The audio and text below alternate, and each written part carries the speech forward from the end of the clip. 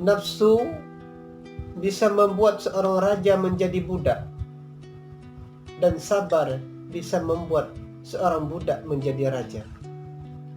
Nafsu bisa membuat seorang raja menjadi budak. Hal ini sudah pernah terjadi. Begitu hebatnya Harun, begitu hebatnya Fir'aun, tapi hari ini Allah hinakan mereka. Bagaimana Allah hinakan mereka? Tidak ada satupun manusia yang Islam yang menamakan diri Fir'aun, yang menamakan diri Harun. Kenapa demikian? Allah hinakan. Penyebabnya tidak lain karena mereka menuruti hawa nafsunya. Dan sebaliknya, kesabaran bisa membuat seorang budak menjadi raja. Kesabaran dapat membuat seorang budak menjadi naik pangkat. Ini mungkin sudah pernah terjadi di masa Rasulullah SAW. Bagaimana hinanya Bilal bin Rabah dalam pandangan orang.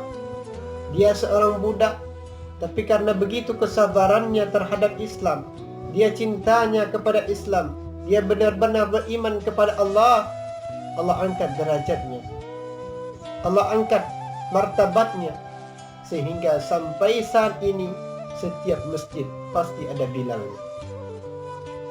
Ada orang-orang yang mengikut jejak-jejak beliau. Banyak manusia yang menamakan dirinya dengan kata-kata Bilal bin Rabah. Kenapa? Karena kesabaran yang beliau tanamkan dalam hidup untuk mencintai Allah, untuk mencintai Rasulullah, mencintai agama Allah Subhanahu wa Ta'ala.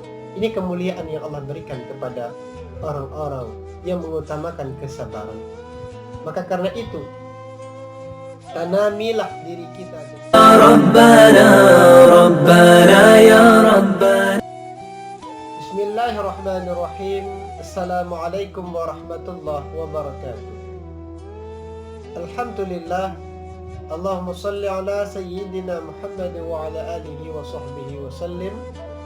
Para sahabatku sekalian, Alhamdulillah pada kesempatan yang mulia ini kita masih bisa bertatap muka dalam hal menyampaikan kebaikan kepada Allah Subhanahu wa Ta'ala. Maka pada kesempatan yang mulia ini kita akan berbincang tentang pesan-pesan para ulama kepada kita, tentang nasihat-nasihat yang pernah disampaikan oleh para ulama-ulama yang terdahulu kepada diri kita, yang menjadi patokan hidup bagi kita. Maka bila kita bisa mematuhi apa yang disampaikan oleh para ulama-ulama kita, insya Allah kita akan menjadi orang-orang yang tenang hidup dalam dunia ini. Maka Imam Al-Ghazali berpesan kepada kita, ada beberapa pesan. Pesan yang pertama yang disampaikan oleh beliau, nafsu bisa membuat seorang raja menjadi budak, dan sabar bisa membuat seorang budak menjadi raja. Nafsu bisa membuat seorang raja menjadi budak. Hal ini sudah pernah terjadi. Begitu hebatnya Harun, begitu hebatnya Fir'aun, tapi hari ini Allah hinakan mereka. Bagaimana Allah hinakan mereka? Tidak ada satupun manusia yang Islam yang menamakan diri Fir'aun, yang menamakan diri Harun. Kenapa demikian? Allah hinakan. Penyebabnya tidak lain karena mereka menuruti hawa nafsu. Dan sebaliknya, kesabaran bisa membuat seorang budak menjadi raja.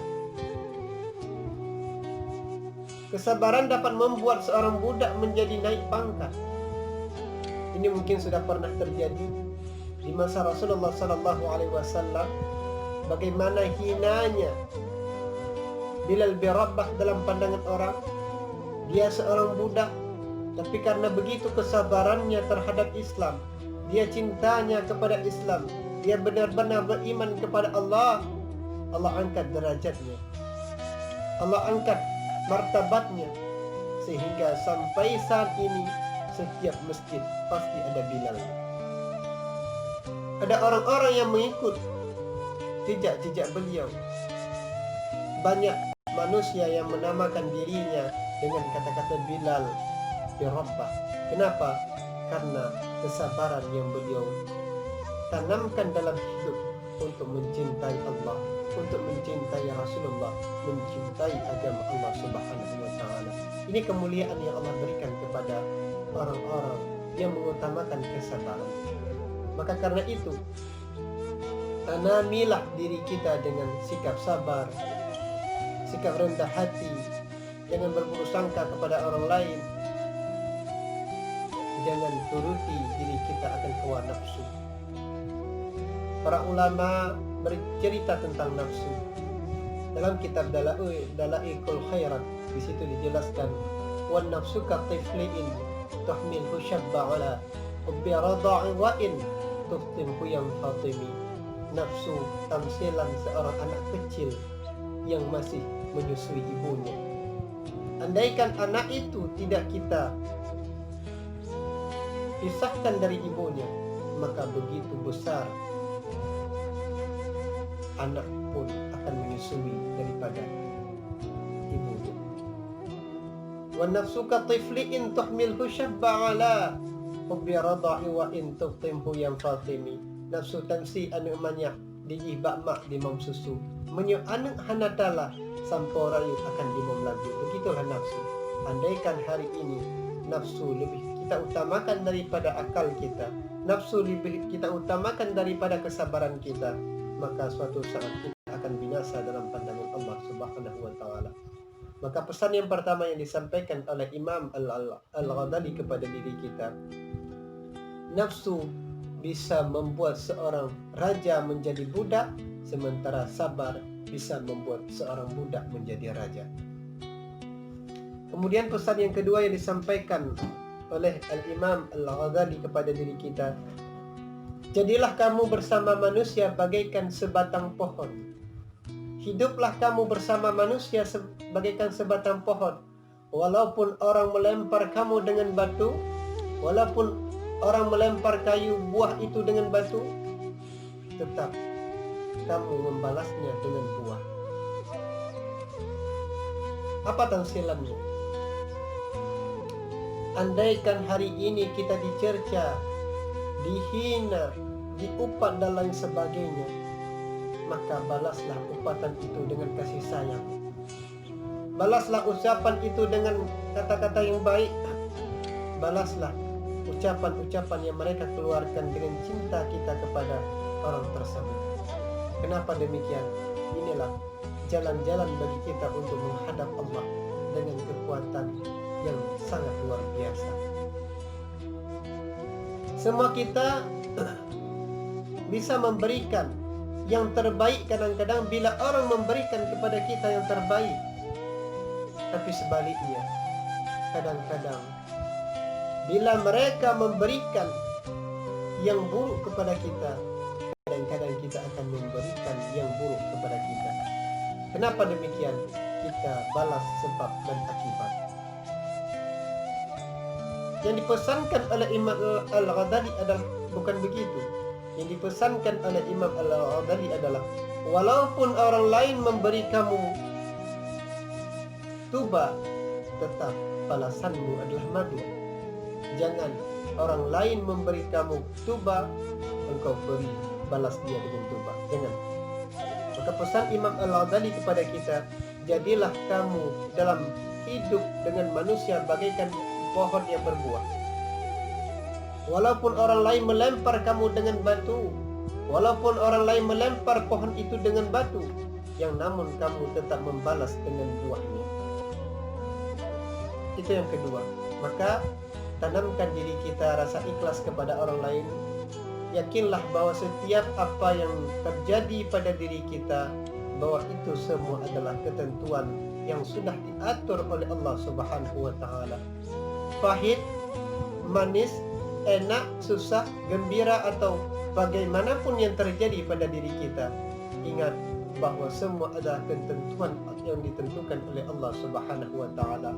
Kewajiban kita manusia hanyalah sebagai ikhtiar. Kita berusaha untuk yang terbaik, wajib. Tapi akankah mencapai kebaikan itu atau tidak, itu bukan urusan kita. Itu adalah urusan Allah Subhanahu wa ta'ala. Kemudian yang ketiga yang dipesankan oleh para ulama, Al-Imam Al-Ghazali kepada kita, untuk kesehatan yang baik, kendalilah makanan. Untuk kesehatan yang baik, kendalilah makananmu. Untuk jiwa yang baik, kendalilah dosa-dosamu. Dan untuk keimanan yang baik, kuatkan imanmu untuk Allah Subhanahu wa ta'ala. Bila kita ingin sehat, cari pola makan yang baik. Makan makanan yang baik, makan makanan yang bergizi. Itu untuk mendapatkan badan yang sehat. Untuk mendapatkan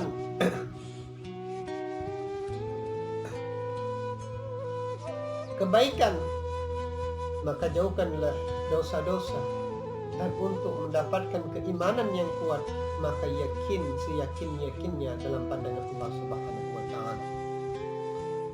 Kemudian yang dipesankan, pesan yang keempat yang disampaikan oleh Imam Al-Ghazali kepada kita, untuk mencapai apa yang Anda suka, maka relakan dirimu jatuh dalam keadaan yang tidak suka. Untuk mencapai apa yang Anda suka, maka pertama kamu harus merasakan apa yang tidak kamu suka. Kalau istilah kita, berakit-rakit ke hulu, berenang-renang ke tepian. Bersakit-sakit dahulu, bersenang-senang kemudian. Ini peribahasa. Untuk mencapai kesuksesan, harus mesti ada perjuangan. Untuk mencapai kemuliaan, tentu ada jalan tertentu. Apa? Punya ilmu. Untuk mencapai sesuatu yang kita inginkan, hal yang pertama yang kita rasakan adalah kepedihan. Kerja keras yang kita laksanakan, ketulusan yang selalu kita tanamkan dalam hati kita, membuat kita selalu merasa dalam kesusahan. Tapi yang hakikatnya nanti adalah kita akan mencapai kemudahan, akan mencapai apa yang kita miliki, apa yang kita harapkan di kemudian hari.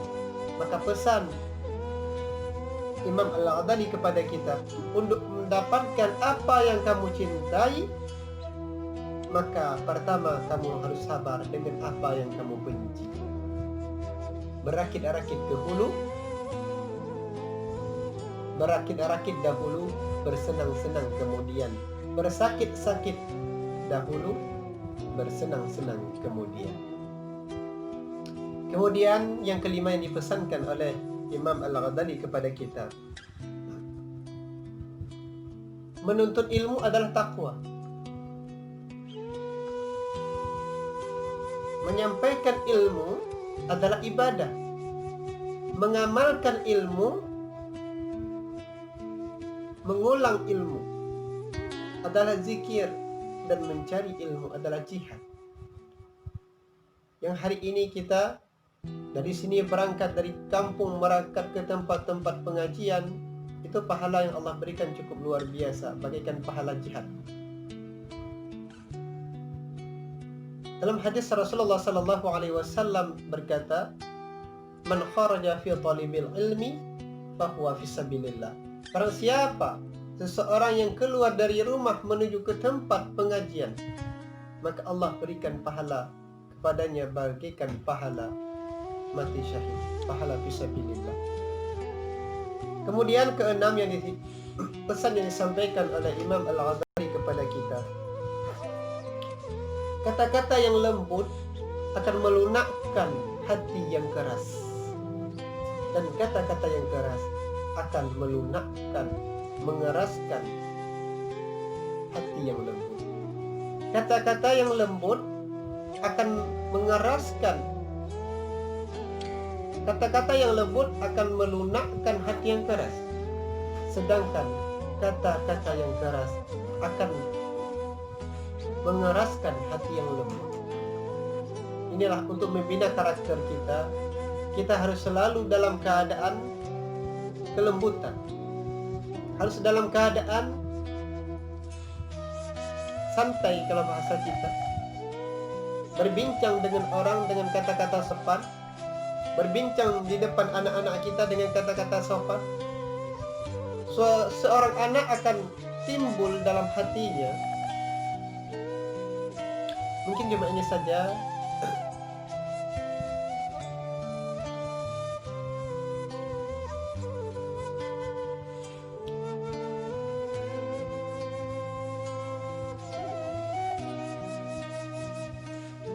Itulah beberapa pesan yang disampaikan oleh Imam Al-Ghazali kepada kita. Semoga saja dengan pesan yang telah sampaikan tadi menjadi manfaat bagi kita, menjadi motivasi bagi kita untuk ke depannya semakin hari semakin diri kita membaik. Mungkin cuma ini saja nasihat yang disampaikan oleh Imam Al-Ghazali kepada diri kita.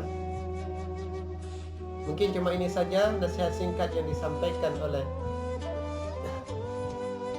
Mungkin cuma ini saja nasihat singkat yang bisa kita sampaikan pada kesempatan yang mulia ini. Kita bermunajah kepada Allah Subhanahu wa taala. Semoga saja apa yang kita dapati hari ini menjadi manfaat bagi kita, menjadi motivasi bagi kita untuk mengedepankan kemuliaan.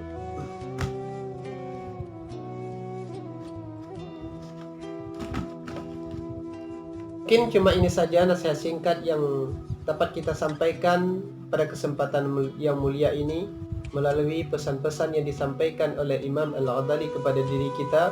Moga saja Allah Subhanahu wa taala memberikan diri kita dan keluarga kita menjadi orang-orang yang semakin hari semakin baik dalam pandangan Allah Subhanahu wa taala. Dan harapan kita bersama, sebagaimana Allah Subhanahu wa taala telah memasukkan orang-orang yang mulia dalam surga Allah, sebagaimana Allah Subhanahu wa taala telah memberikan kemuliaan kepada orang-orang yang mulia, maka kita berharap kepada Allah, moga saja diri-diri kita semua dan keluarga kita dimuliakan oleh Allah Subhanahu wa taala. Mungkin cuma ini saja yang dapat kita sampaikan pada saat yang mulia ini. Wallahu a'lam bishawab. Assalamualaikum warahmatullahi wabarakatuh.